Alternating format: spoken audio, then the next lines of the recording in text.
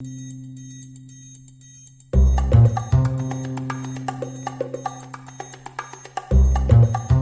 you everybody for coming on a Friday evening when you otherwise want to either be at the mall or watch a movie or do something else.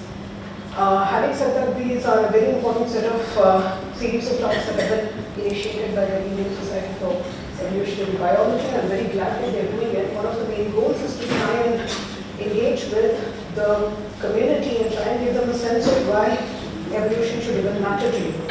And in today's talk, the kind of evolution I'm going to be talking about is very different from what happens at the biological scale, and I will get to it in a minute. But the idea is to try and understand how life originated on our planet and how it evolved at the very early stages to result in what is fundamental to all of life. And I would want you people to tell me what that is in a second. I can use this. Yeah. I need to get a sense here, next to you. Which class are you in? Fifth. I'm going to do my best to be able to speak simple enough that even you can understand. But if you have any issues, you should ask, and everybody else too, right? It's going to be a bit of a challenge for me to keep that balance, but I will try my best. Thank you. You don't understand. Okay. Who's that? Which dinosaur? T-Rex. It's not any dinosaur, right? It's T-Rex. Mandela. Mushrooms. Mushrooms belong to which group of biological species? Fungi. A lot of students in this room, they belong to a group of organisms called fungi. Anybody know what that is? These are giant sequoia. I can't remember the biological terminology for this tree. This is giant sequoia found in the Giant Sequoia National Park in California. That, can you see, it looks like a fish, no? Do you know what that is? It's called the giant catfish. It can weigh up to 220 kgs. What are these?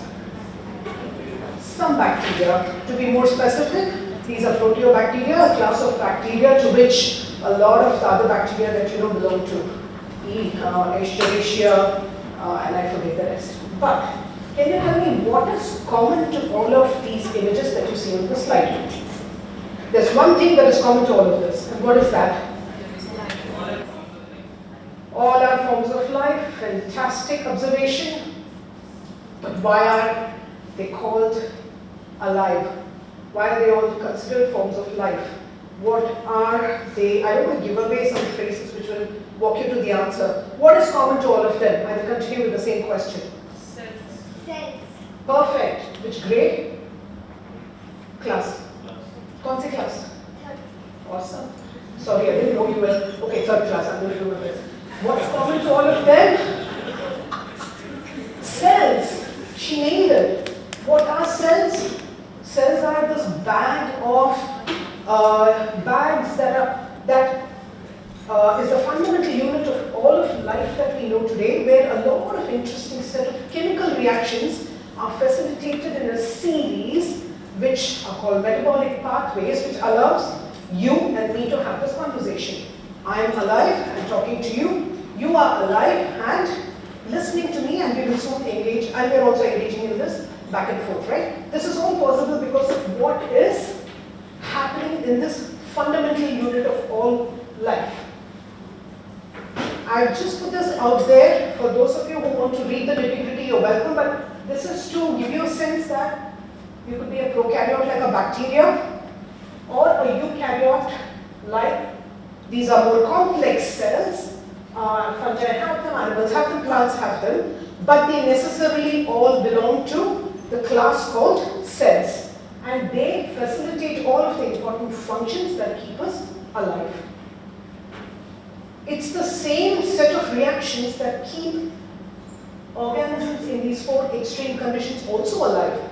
For example, that one is a space where there's very high UV activity. There's very little ozone, which basically means there's a lot of UV activity, which essentially means these organisms need to be more resistant to UV than you and I on an average. These are heat-loving organisms. They are called thermophiles. Thermal, temperature, philes, loving, high temperature loving organisms. This particular lake is very high in salt. Much higher salt than what is found in your cells and my cells. But these guys still survive under these very high salt concentrations instead of just going burst.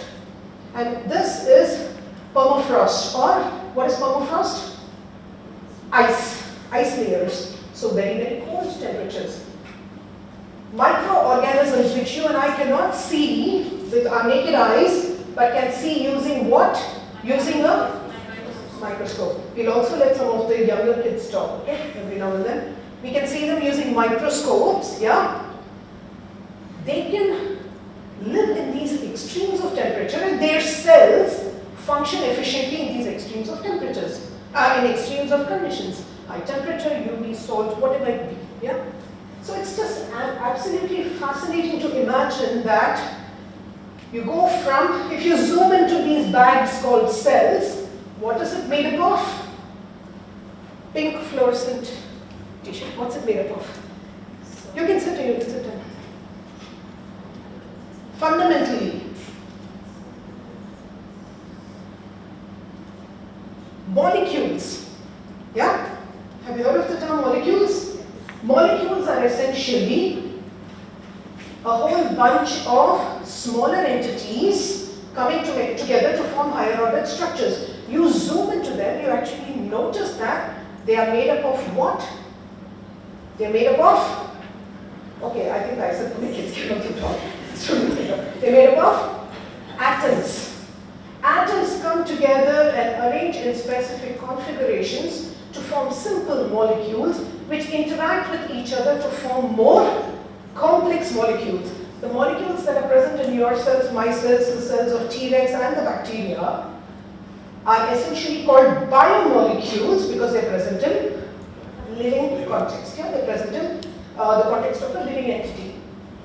So, if you talk to certain evolutionary biologists, they're going to say there are 3 domains of life. That is what I think a lot of your school books also teach, correct? The 3 domains of life being bacteria, archaea and eukaryotes. These 2 are prokaryotic in nature, which means they are much simpler. Eukaryotes are much more complex cells where there are, simply put, cells within cells. So they evolved over time. More recent studies in the last decade shows that there are it's not 3 domains of life. You actually have 2 fundamental domains of life, which is bacteria and archaea, and a crosstalk between them eventually led to this set of organisms which we now know as eukaryotes. The other way to kind of show, represent it is a whole bunch of straws or stalks where there's a lot of crosstalk happening, yeah? But look at what is at the base. At the base of this tree of life, depending upon the tree of life that you find on Google, you'll either find a single branch, or more realistically, it probably is a set of roots under the trunk, which way back in time was composed of a common ancestral community of very primitive cells. So I don't know how many of you in this room have heard the term last universal common ancestor. Show of hands? Yeah? So the last universal common ancestor is supposed to be that entity from which the rest of life came about. So chemistry, fantastic chemistry, leading to interesting biology. Boom, the last universal common ancestor, leading to bacteria, prokaryotes and eukarya. That's one way of thinking about it. Or the other way of thinking about it is, which is more realistic and which is what more of the recent research is showing, is that you had this common ancestral community of cells doing a lot of interesting things. Maybe they led to multiple branches at once, which led to eventually bacteria, eukarya and archaea that we see today, or there was this bottleneck and then you see a little bit of opening up again. It's still unclear, but fundamentally this is what is thought of as to how life came about on our planet.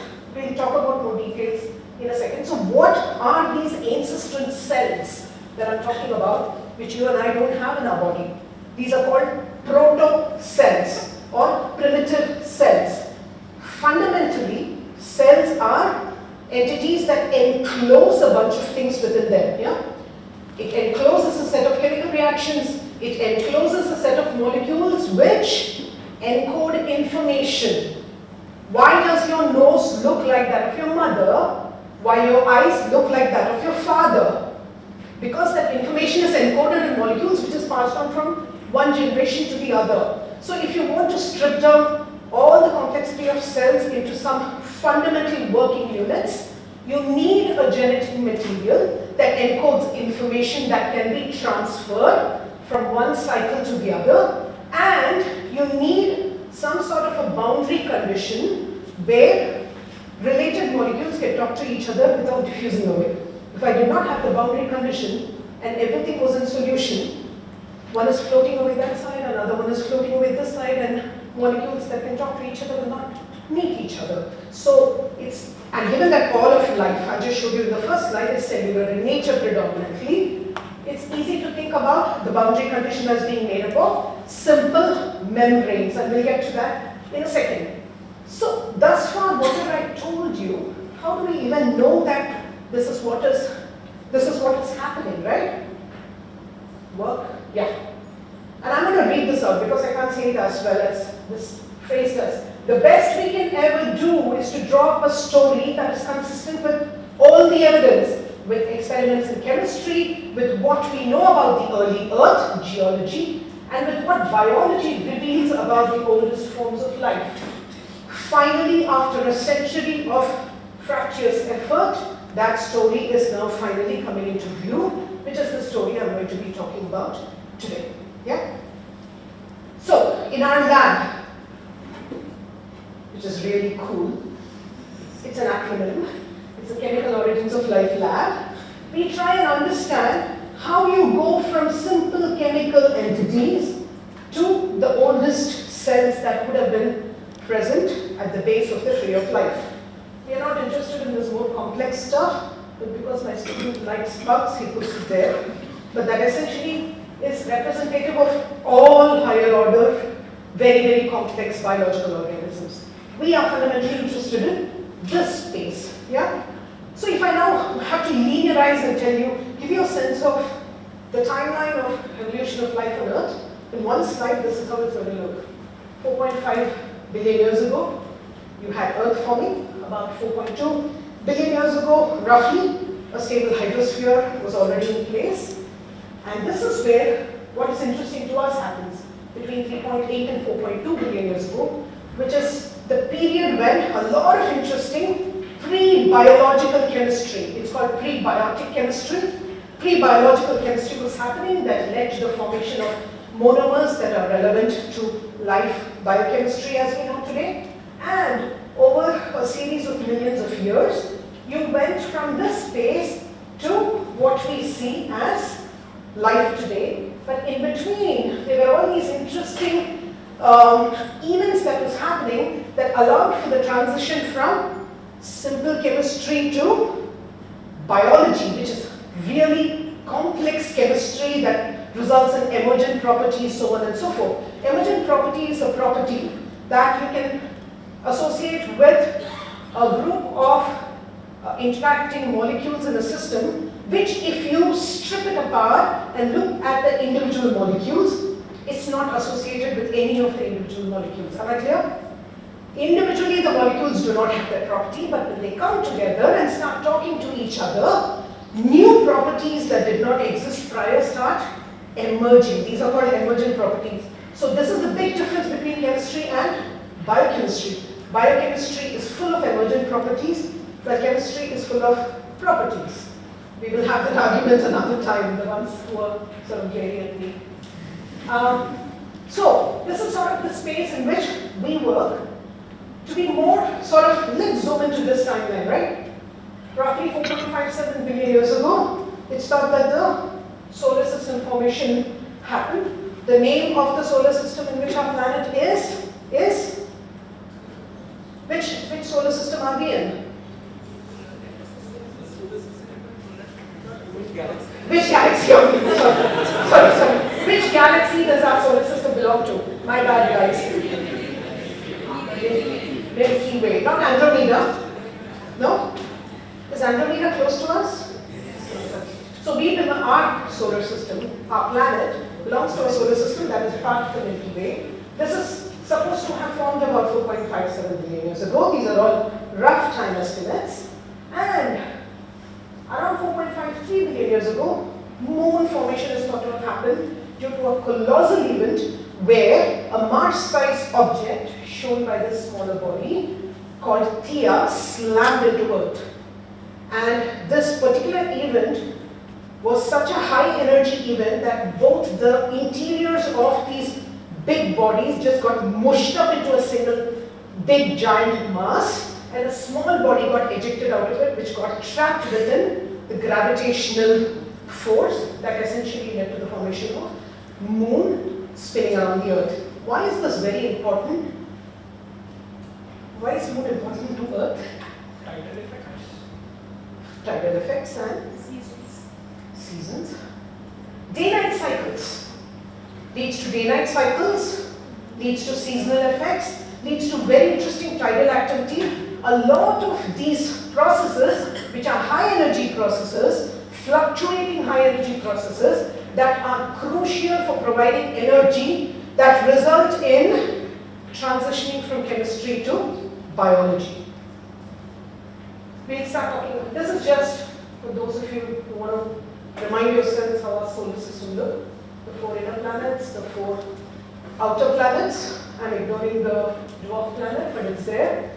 And this is the star-forming pillars of Eagle Nebula as shot by. Do you know where the image is from?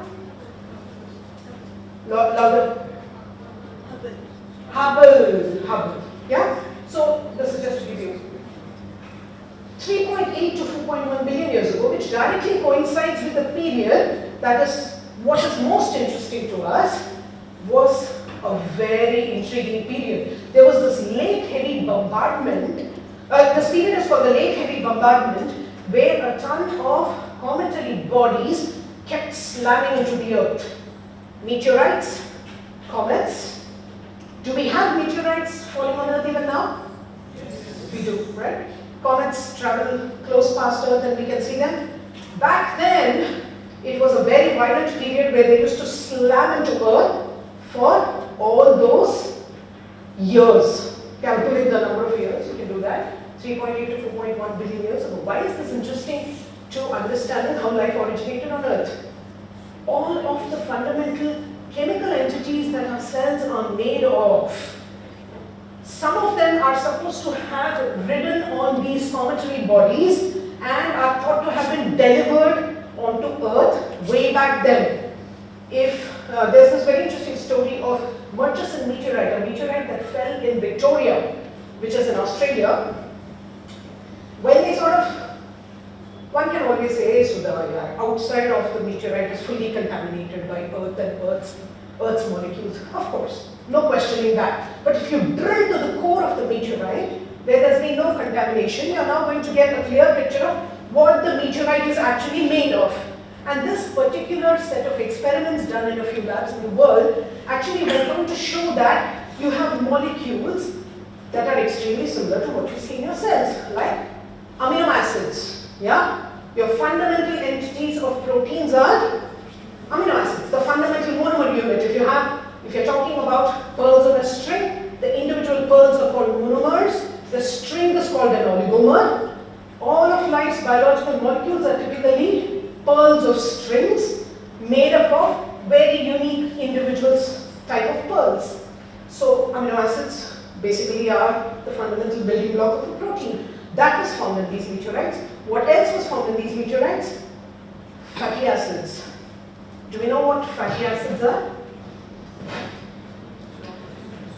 These are hydrocarbon molecules which essentially the cell jo jab main kar rahi hu, since this talk started, are made up of an extremely important class of molecules called lipids. Lipids in our bodies, in our cells, are made up of very complex molecules. Very simpler, I'll show you images of it. A very simple version of it is called fatty acids. Even They were found, these hydrocarbons, long chain hydrocarbons, were found in meteorites, essentially letting us understand that a lot of these molecules rode on these cometary bodies and were delivered to the planet. This is a slightly, no, not slightly, I'm kidding, Everything and Origins of Life field, which is otherwise also called astrobiology, the study of life on Earth, is wrought with debates. Because you're looking at timelines where there are no fossil records. Do we know what fossil records are?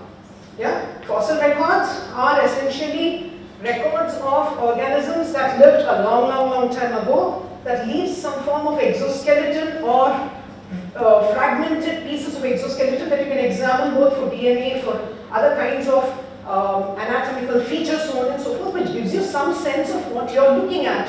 We are at a period in time where we don't have many signatures that are left.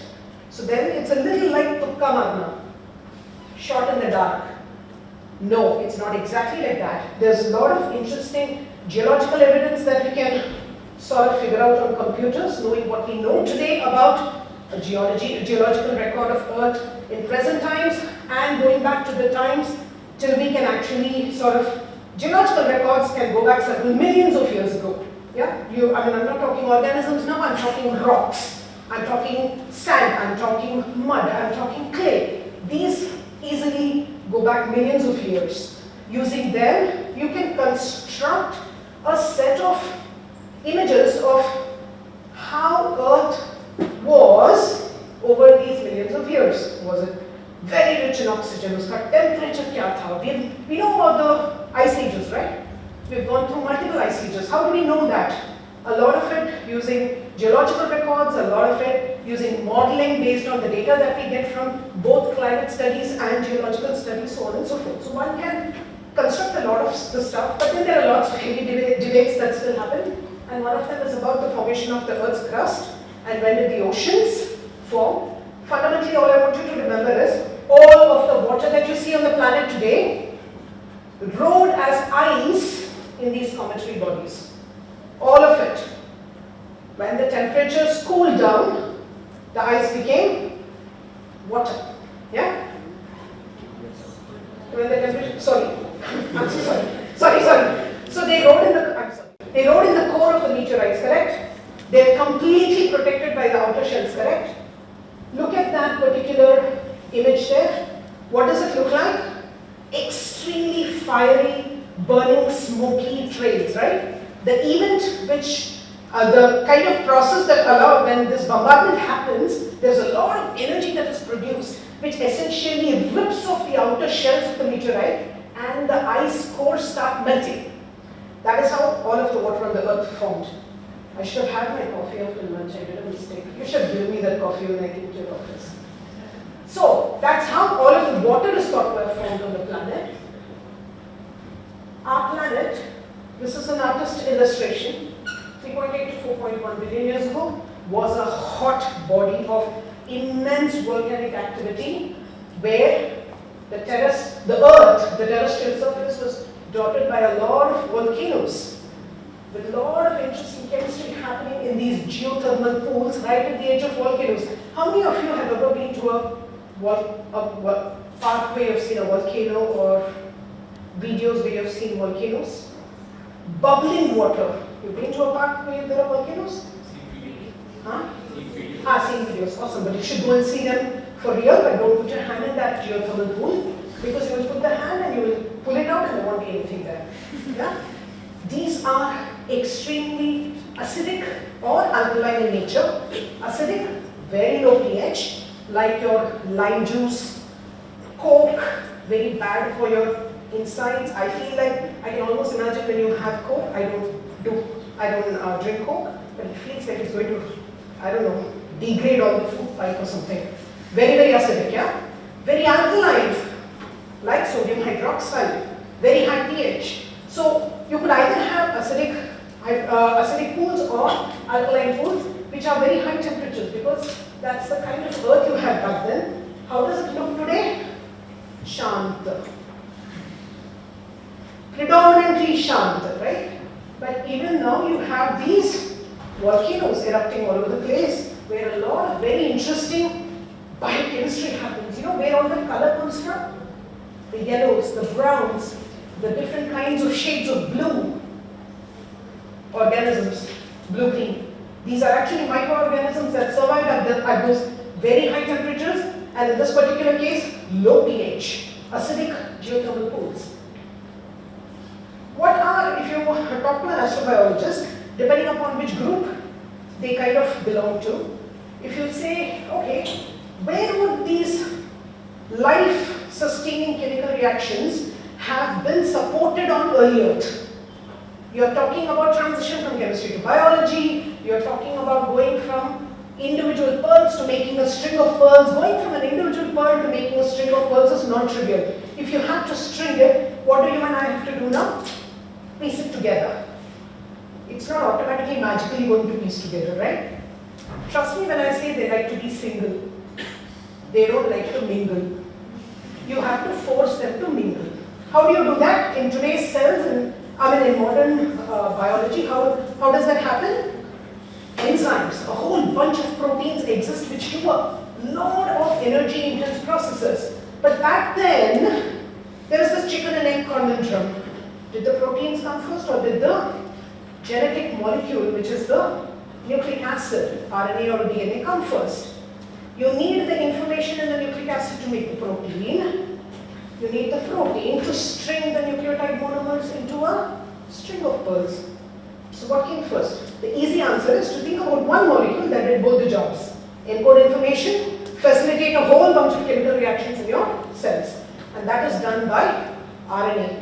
So there's a very famous hypothesis called the RNA world hypothesis. So if you want to think about where did these RNA monomers get made, where did they form these oligomers, you need to think about environments that supported this, that forced these single molecules to mingle, essentially, right?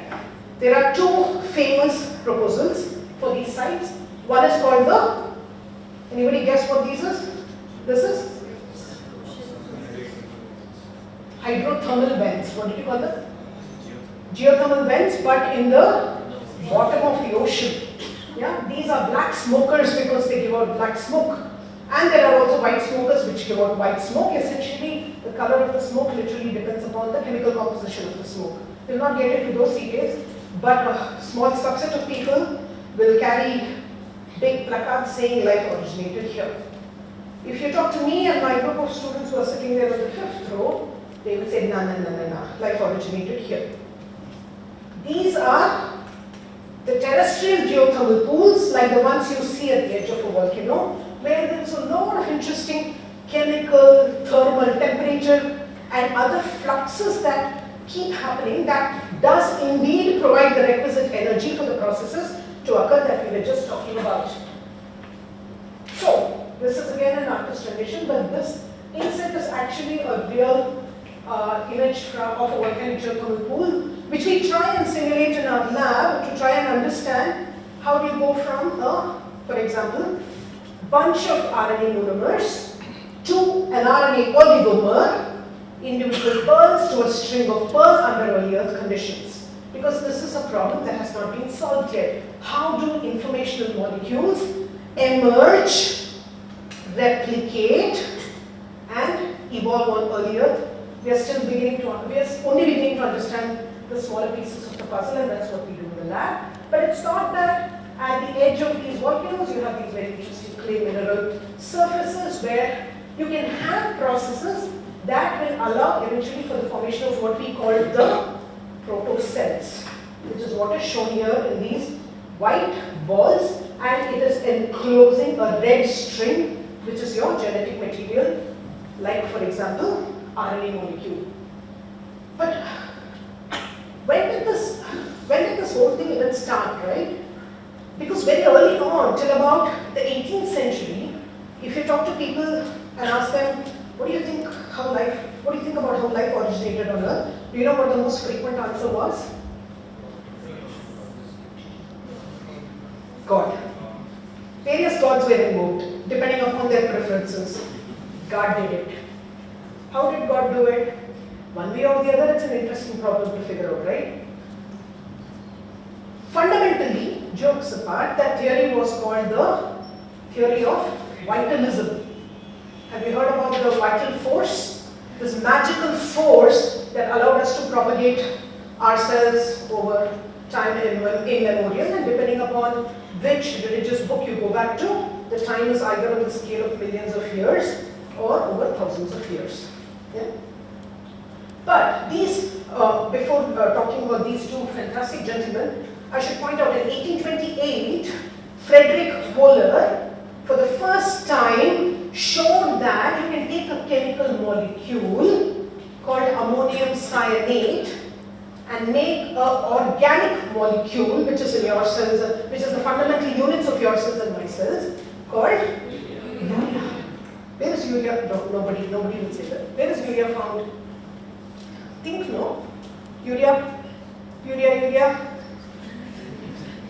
Every day you deal with it at least 10-15 times depending upon how small your bladder is. Susu. Urea is found in your urine. Yeah, urea, urine. Yeah. So he showed for the first time in the lab that you can go from an inorganic molecule called ammonium cyanate to an organic molecule called urea.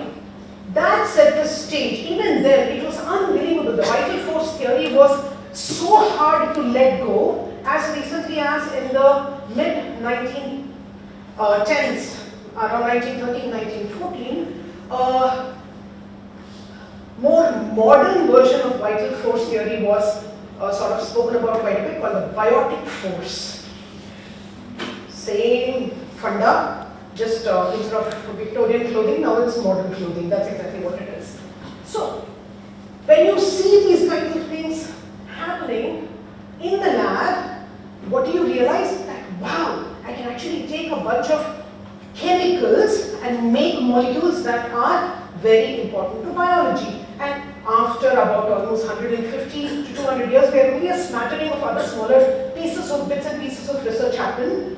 Much later, closer to 1930s, these two very famous individuals, one Russian called Operin and the other person Haldane, who had an Indian connection, basically proposed a theory called the, I think it's kind of generally called the prebiotic soup theory hypothesis. The idea is the following: that very early on in Earth, on Earth, you basically, these vast oceans of Earth was the primordial soup, where you had a lot of interesting chemical molecules floating around, and given the right energy source, either can be light, heat, in this particular case it's coming from lightning, you can go from a bunch of inorganic molecules, to a bunch of organic molecules. This was at this point a proposal, a theory based on Frederick Wöhler's work and some of the other smattering bits and pieces of work that came about over the last 150 years prior to their proposal. Yeah? Why is it such a big thing for inorganic molecules? So overall, like I said, a lot of molecules just like to be on their own. Some are very active, hyperactive, and they can immediately, you don't have to do much. Put them together, they'll go boom, boom, boom, they'll start interacting with each other. But a lot of other molecules don't do that. They love to be in their own happy state.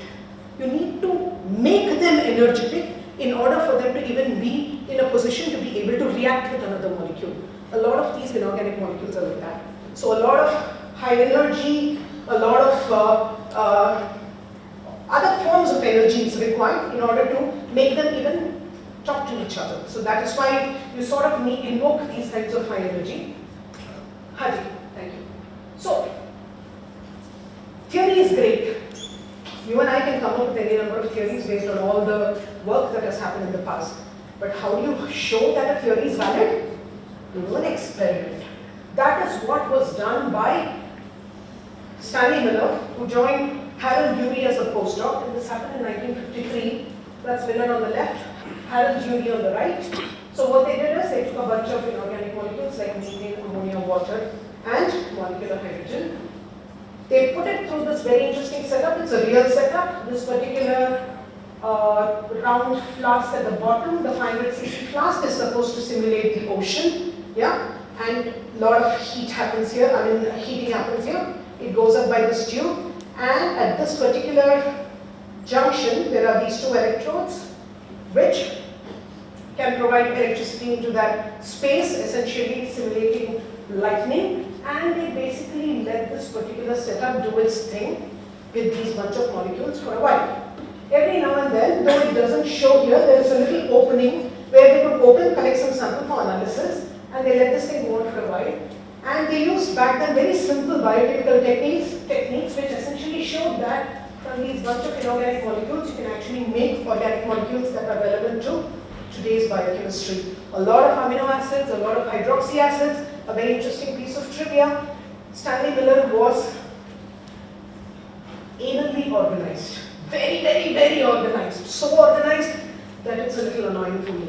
But what that means is, you could still go trace back his records till the last detail, telling what the sample in a certain vial is, when was the experiment done, where is it stored in a certain fridge, in that San Diego, UC San Diego lab that is now being run by somebody else.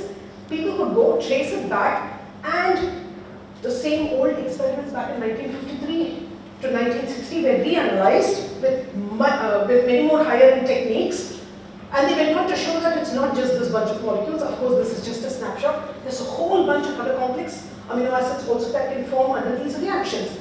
Fantastic. So you can go from a bunch of inorganic molecules to a bunch of organic molecules in the lab. Goodbye vital force, welcome prebiotic chemistry. These people and the experiments that they did set the stage for what is called a field of research called prebiotic chemistry, which is one of the important things that we fall back on in our lab, which helps us try and understand how life emerged on Earth. So in the decades since 1953, this is the state of the art right now. Here you have the early Earth company's primordial soup. Yeah? It basically contains all the fundamental ingredients and this is actual experimental output from different labs in the world, a few different labs in the world. The fundamental molecules that are shown here, hydrogen sulfide, copper, then you have ammonia, then you have cyanoacetylene. You can actually do a bunch of interesting tricks and result in the formation of simple precursor molecules that lead to the membranes that form your cells. Nucleotide precursors, which are essentially the fundamental units of your informational molecule called nucleic acid. Amino acid precursors, which essentially form proteins that are the workhorse of your cells, do all of the functions in your cells.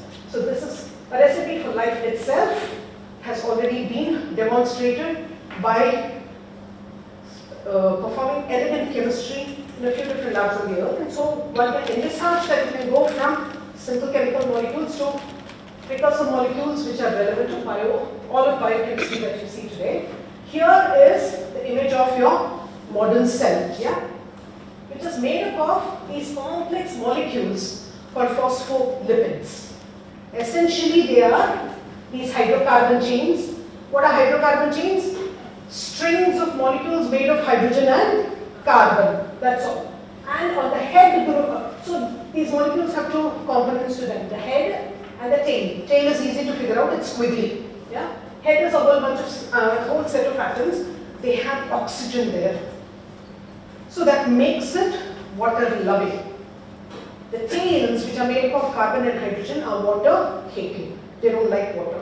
And this is why they can, if you soap, what happens? Soap is made up of molecules like these. These are called amphiphiles, which is half water-loving, half water-hating. As soon as you take the soap ka bath and you take a little water, what does it do? It starts forming bubbles. Those bubbles are essentially formed by the same self-assembly process that results in the formation of your cell membranes. But these are too complex. So very early on, it's thought that they were predated by these simpler molecules called fatty acids, which are hydrocarbon chains with polar head groups. Water-hating tails with water-loving heads. In the next slide, I'm going to use this cartoon depiction of it to explain the process of what I mentioned in my abstract of molecular evolution, more specifically chemical evolution. Yeah? So before we get to that, oh yeah, remember the protocells. I'm going to now talk to you about the outer membrane. Let's imagine this protocell to be a sphere, like a tennis ball. This is after you've sliced it. You're looking at the inside. Inside has this genetic molecule, but the outside is essentially the outer layer of the tennis ball, which is the protocellular membrane. Movies, maybe we'll skip it. I don't know how much time we have though. I'll skip the movies, but I'm happy to share these images with you. But quickly, one quick 101. There is an important difference between biological evolution and what I'm talking about, which is chemical evolution. Evolution of molecules. In biological evolution, there are three fundamental things that require to happen. What is the most important one of all? Reproduction. To reproduce kiya to ito variation aega, right? Reproduction, then variation, then selection. Chemical evolution is slightly different in step 1. There is no reproduction. Reproduction is such a complex process, it is thought to be the bridge between chemical evolution and biological evolution. So, reproduction is now substituted by something called repetitive production. You need a source out, you need a set of processes that are making your fundamental molecules, correct? During the process of synthesis, by chemistry, you can have variation. One doesn't have to invoke reproduction. So this is the fundamental difference between the chemical evolution process that I'm talking about and the biological evolution process that people keep hearing about. So, I'm going to give you 2 examples of how we think about chemical evolution. Here is the external compartment of that tennis ball, which is essentially made up of a group of molecules called fatty acids or related molecules. So, fundamentally, like I showed you in the previous slide, hydrocarbon chains depicted as matchsticks here. The line part is the water-hating part, the bulbous head part in different colors is the water-loving part. So as soon as you put them in water, the water-hating part start talking to each other because they don't want to talk to water, so they ball up. And just by a process of self-assembly, all that is shown in purple here are essentially events that drive chemical evolution. By a process of self-assembly, you can either randomly form simple tennis ball-like molecules, or you can form complex tennis ball-like molecules where you have multiple fundamental entities coming together. A lot of these processes mentioned here, like pH, temperature, the nature of ions, are fundamentally chemical parameters that can act on these entities and allow for the survival of the fittest. We've heard about survival of the fittest in evolution. Same here, depending upon the selection pressure, only the fittest will survive. And in this particular case, at least research work from our lab, which is just coming out, extremely exciting, is showing that, and some other preliminary work, I should not take it away, is showing, take it away from them, is showing that more complex tennis balls get selected when they are subjected to these chemical parameters. And these molecules can now, see, in your cells and my cells, this is the modern cell, yeah? The membrane has proteins, and these proteins will shuttle molecules in and out, which are extremely crucial for facilitating all the chemical reactions in the cell. But then we have the same problem, where did proteins come from? So we have to forget about proteins. So very early on, it is thought that these fatty acids, which are fatty acid molecules, result in much more dynamical membranes. They are much more fluid, they are more leaky. So naturally they can allow for transfer of molecules inside and outside the ball, tennis ball. Yeah? Here we are basically seeing nutrients going in, waste coming out. The nutrients are used for powering metabolic processes, and eventually when some form of chemistry randomly leads to the formation of phospholipid molecules, if the more complex lipids get entrapped into these boundaries, they now start evolving, so to speak, from simpler tennis balls to more complex tennis balls. And in the milieu, a lot of interesting chemistry is happening, and proteins started forming, which got incorporated into the membranes, finally resulting in modern cells that we see today. So this is how we think about chemical evolution of the boundary compartment. What about the genetic molecule? Yeah? Please, sorry, it's a little busy slide, just focus on the top. Those are RNA precursors. Yeah? Your nucleic acid pearls of strings. Individual pearls, to make them, you have fundamental entities. Some chemical parameters selected for a subset of them. Here are the monomers or the pearls that form the string, which is essentially in science language called nucleotides. These nucleotides, if you notice, right, let's just take this one entity. The grey person here, yeah, is the sugar. The blue person here is the nitrogenous base. And the bond in between can either be yellow or that blue color entity. Everything is thought to have undergone a series of selection where you go from a bunch of precursors which result in molecules interacting with each other to form the monomers, which then underwent a set of evolution. They went through a set of evolutionary steps where there was a selection for these backbone, either the star or the yellow guy. Only one can survive in the selection pressure, and we still do not know what these selection pressures are. So in the lab, we try to simulate a lot of them. What if my reactions were happening in 60-degree pools with pH of 6 versus 90-degree pools with pH of 2? If I start with a bunch of same starting materials, what is going to be the output? So these are experiments that we systematically keep doing in the lab and refining them to understand how these kinds of selections would have happened. So you can have selection for the backbone, which stitches the sugar molecules. You can have selection for these weird shaped molecules, which are called the nucleobases, which essentially store the information. And it's thought that you didn't go directly from prebiotic soup to RNA, but you went through a series of chemical evolutionary steps. So this is just to give you a flavor of how we in our area of research think about chemical evolution, and I wanted to use just these two examples to give you a sense of it. What might have the earliest forms look like? We still don't know how LUCA looked like, what LUCA looked like, because LUCA has to be a reproducing cell, simplest cell. Your protocell is still not reproducing.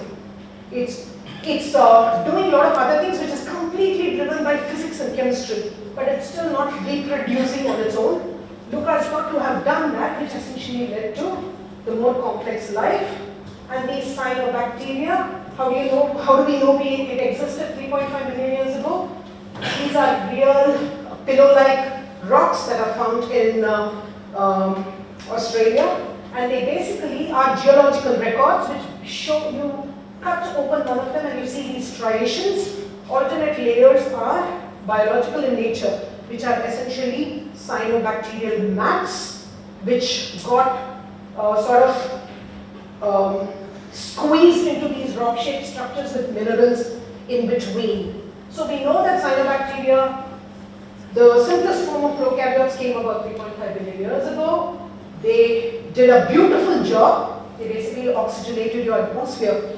Prior to this event, all the other events that I've been talking to you about happened in anoxic conditions, no oxygen. But these cyanobacteria, they could use solar energy. They basically could use water and carbon dioxide to make their own food, and oxygen was the waste product that they sent out of their bodies, which essentially led to all of the oxygenation that you see on the planet, which is argued to be fundamentally a crucial event that led to a burst in evolution, which essentially led to eukaryotes that is thought to have emerged about 2 million years ago, complex cells like you see in animals, plants, fungi. Yeah? They led to formation of a lot of multicellular organisms. Here showing you volvox, Myxobacterium, and this is an artist's imagination of what kind of organisms would have been present in the Cambrian period. Then was the period of Cambrian explosion, where the oxygenation event is supposed to have peaked.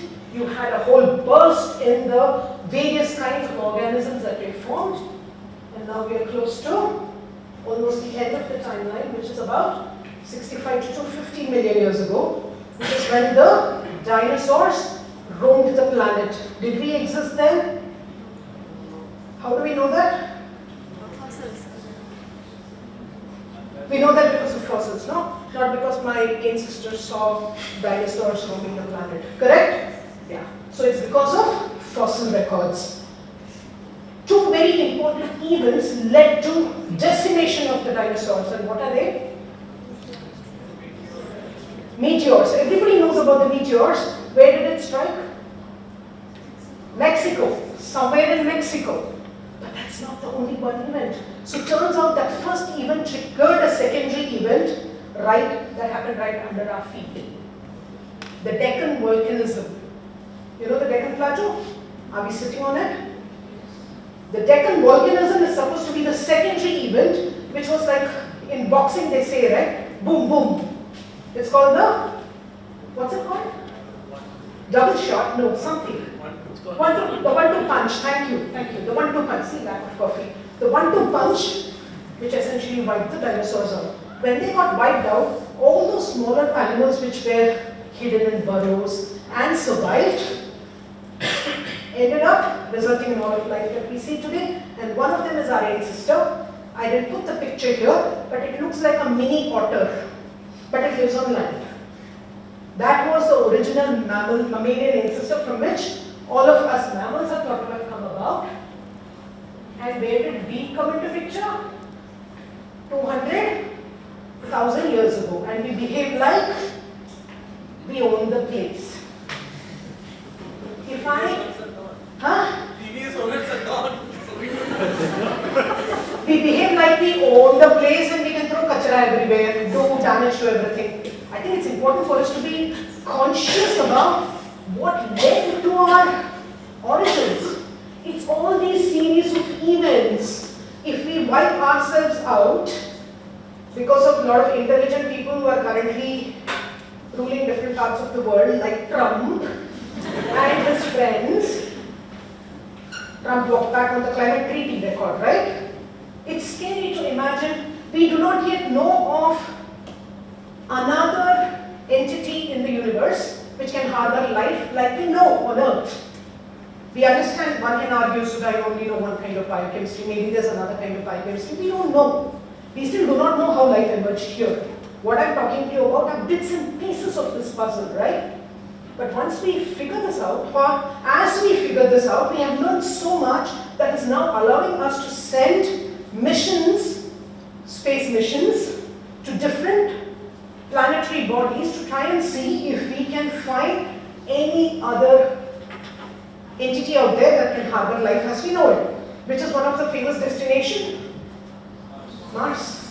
What is the thing that they keep looking for in Mars? Water. All of life predominantly runs because of the presence of water. Water is central to life. Other than that, you have a lot of important other things. So there are a few other interesting planetary bodies that are high on cards to look for signatures of life. Those of you who are interested can go look it up. These are the icy moons of Jupiter and Saturn. The one of Jupiter is Europa and Saturn is Enceladus. So there is, like I told you, I only predominantly talked about terrestrial geothermal pools because I'm inherently biased to that. But the other group which keeps talking about hydrothermal vents actually argue that the vent-like chemistry is feasible on these icy moons, which are essentially rocky core bodies surrounded by a vast body of water. So maybe if there is a way to send a submersible that can go down and look at the rocky core, they might find hydrothermal vents where interesting chemistry is possible. We do not know yet. But as of now, we only know of one home, and that is our planet, where life emerged over billions of years.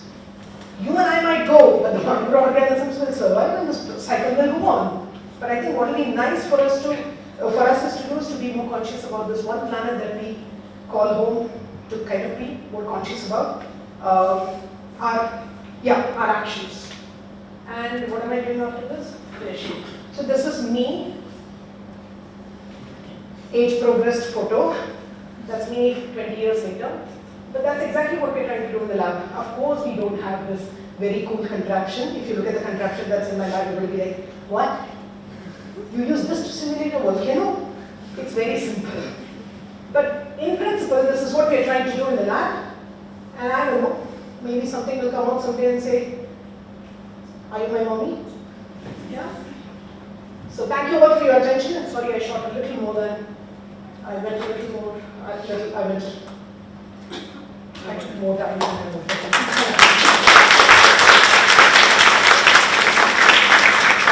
I'm happy to take some questions. So you mentioned there are two schools of thoughts on where the life originated, and one you believe strongly on. Slightly more strongly, yeah. Why is that so, and why do you think it is other?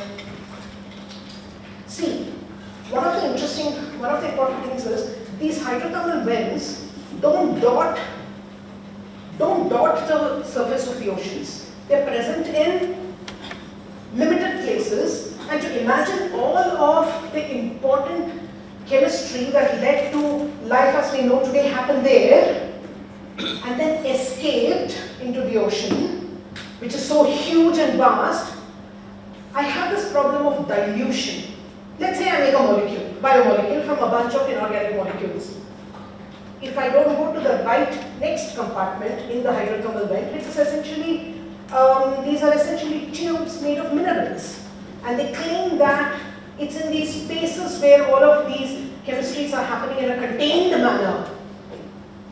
But at some point, life should have had to get out of those spaces and traverse the vast ocean to get onto land, right? So if these are the microorganisms that we're talking about, or even protocells, actually microorganisms are a little later. So if something happened, I can imagine how they stayed there and the ecosystem evolved in that limited space. That's much more easy for me to understand. But to have, for protocells to have diffused into the water and then taken over all of the earth, it's a little harder for me to envisage this problem. It's called the dilution problem. The terrestrial systems, on the other hand, you're talking about pools which are really tight and small, and you can see them. Yeah? You can kind of visualize the limits of it. So I can imagine that a lot of things can be facilitated with greater chance in this limited space. And the other practical problem is that if I have to simulate a hydrothermal vent setup, Shashi has to pay for one of the pressure component. A pressure component is a very important component for me to simulate the hydrothermal vent in the lab. So if Shashi pays, then we are very agnostic in science, right? You can't be ultra married to one hypothesis. Then how are you different from any other dogmatic individual? So at least we are not hardcore married to.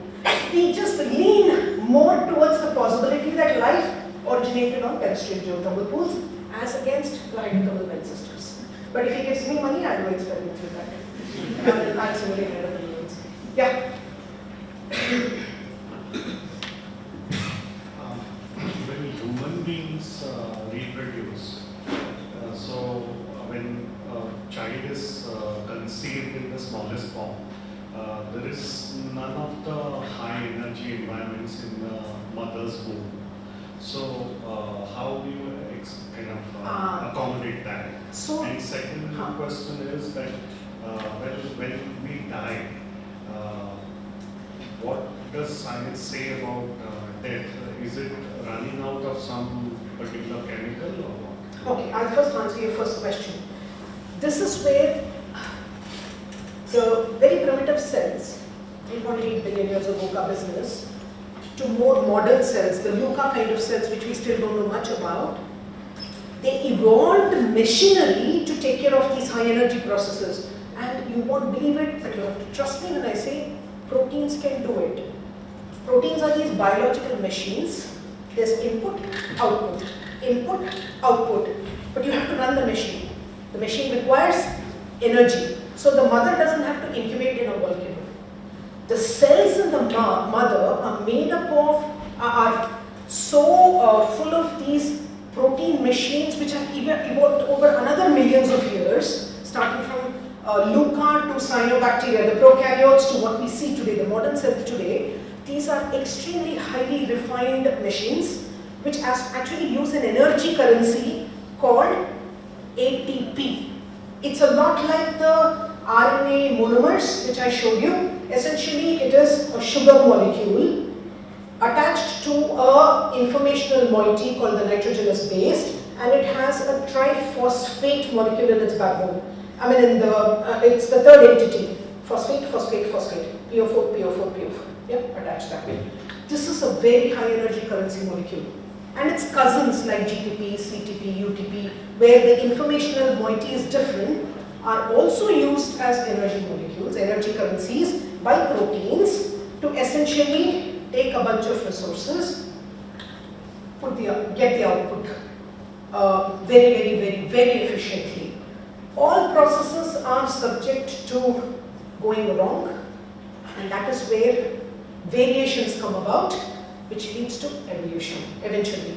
But evolution in biology predominantly is adaptive, the kind of adaptive evolution where you it's in a sense, without getting into too many details, and I'm not a macromolecular evolution person, but Sudhir and Shashi can add to this. You basically, the survivors have adapted to the environment, just like our vesicles did. pH, you applied a certain pH, you threw lemon water in it, some survived, you threw sodium hydroxide in it, a different set of molecules survived. Something similar keeps happening in the cells during reproduction. Every time you use a bunch of resources and get something out from the other end, there is a chance for error. These errors lead to very interesting variations. Some of it gets selected and gets evolved. I mean, allows for evolution to happen. So all of this happens in the mother's womb, which essentially allows for the zygote to not have to require very high temperatures and all that stuff, but the proteins in the system, which have been inherited from the mother and the father, take care of all the processes. About death, I don't know about how everybody else thinks about this, but for me it is ashes to ashes, dust to dust. We are made up of molecules, complex molecules, which are fundamentally carbon, hydrogen, oxygen, phosphorus, and sulfur atoms with a smattering of certain other kinds of metals. So when all of this is gone, we become that again, and it's just gone. I don't know. This is how I see it. I don't know how. There are a lot of scientists who are, again, we are a snapshot of the society that we live in. There's a spectrum of us. I don't care. I'm an I don't care person. I don't think too much about what is out there. Was there a Purvajanma? Was there a Punarjanma? Wo mere ko pata nahi. I don't care, but there are some of my scientist friends who care. And for them, they would like to invoke the concept of soul, and they want to at least make sure that the soul is going on from one generation, one lifetime to another. I don't know.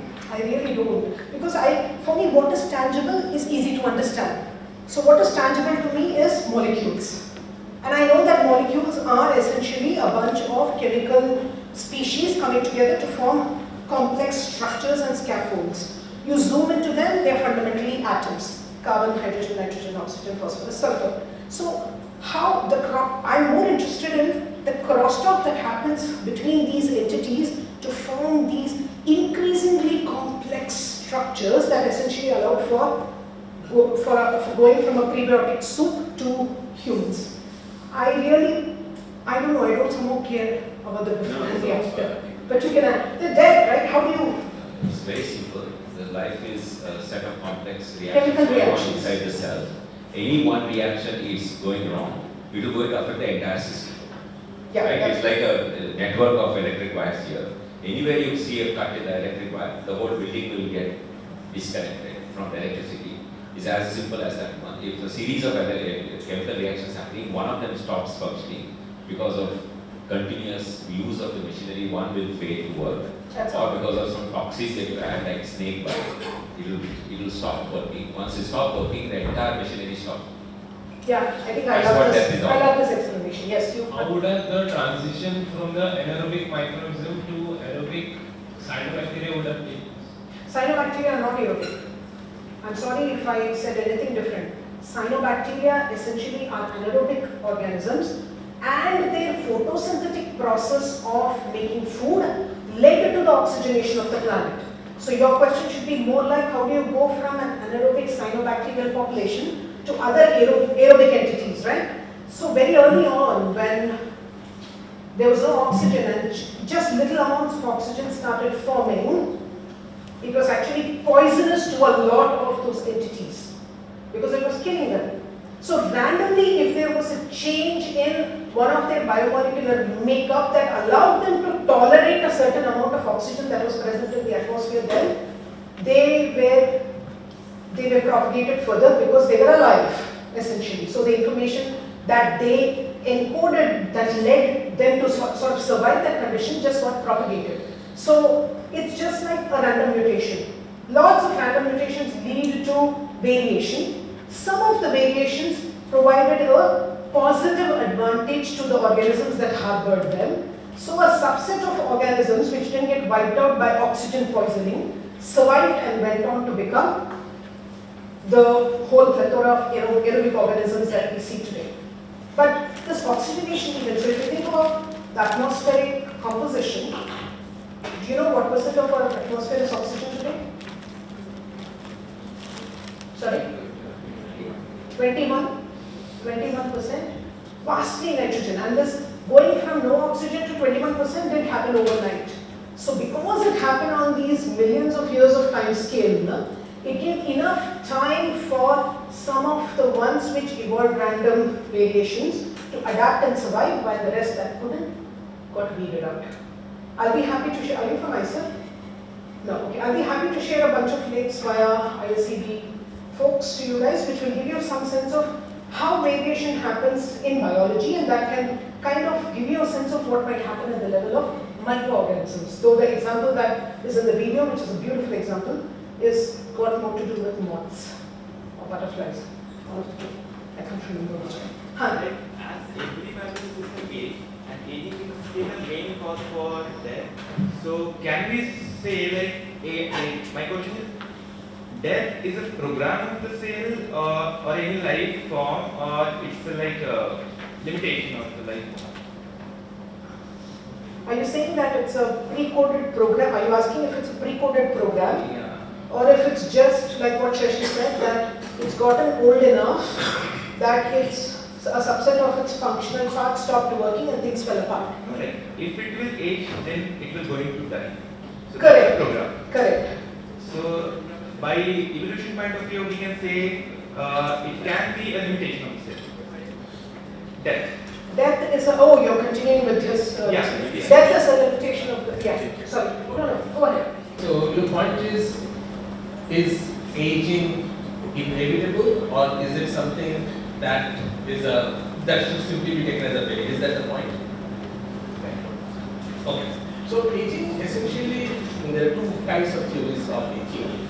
Some are about failure of molecular mechanisms and kind of example that Shashi gave. The other is essentially an inevitable result of selection stopping to act once the organism has been produced. Okay. Now please appreciate that when you're talking about bacteria, as she was talking about in early life, when they divide, okay, they are essentially formed into new organisms. So aging as a concept in asexuals is, particularly in bacteria of that type, is very different compared to the kind of aging that you have in mind, which is more related to us. Okay. And what I just now said is probably more related to the kind of aging related to us, which is a byproduct of selection stopping to act on an organism. Thank you all for your time. Okay.